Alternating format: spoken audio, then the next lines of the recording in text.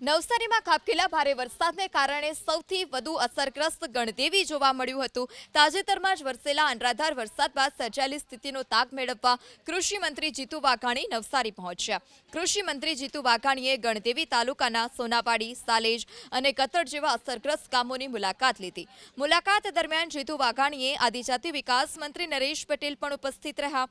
કૃષિ મંત્રીએ અસરગ્રસ્ત ગ્રામજનો અને ખેડૂતો સાથે સંવાદ કર્યો।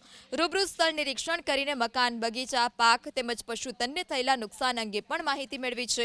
આ સાથે જ સરકારે આપેલી રાહત સહાય અને સર્વેની કામગીરી અંગે ગ્રામજનો પાસેથી પ્રતિસાદ મેળવ્યો।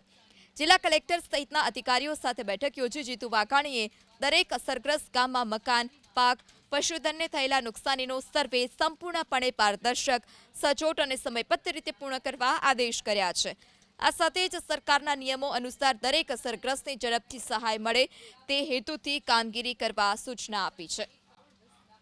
બાગાયતી પાક જેવા કે શાકભાજી, કેળ, સુરણ અને કંદમૂળ એના પાકોને વ્યાપક નુકસાન થયું છે।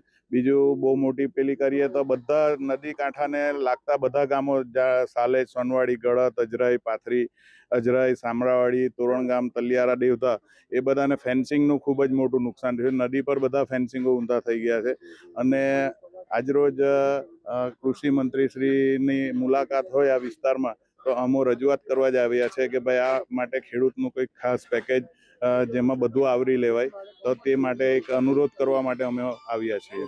જે વિસ્તાર અસરગ્રસ્ત છે, ગણદેવી, ચીખલી, નવસારી મહાનગર અને આજુબાજુના ગામો, ગણદેવી નગરપાલિકા, બીલીમોરા નગરપાલિકા, ખેયાગાંવ અને વાંસદા, જ્યાંથી ખૂબ મોટો પાણીનો પ્રવાહ આ બાજુ આવ્યો છે, જેના કારણે ખૂબ મોટી નુકસાની થઈ છે। જે અસરગ્રસ્ત વિસ્તાર છે, ખાસ કરીને નીચાણવાળા છે, નદી કાંઠા છે,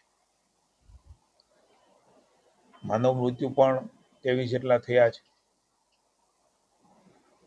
હું રાજ્ય સરકાર વતી જેમણે પોતાના જીવ ગુમાવ્યા છે એમના માટે રાજ્ય સરકાર સંવેદના અને દુઃખ વ્યક્ત કરે છે અને ભગવાન એમના આત્માને શાંતિ આપે અને એના પરિવારજનો પર જે દુઃખ આવ્યું છે, અચાનક કોઈ સ્વજનનું જવું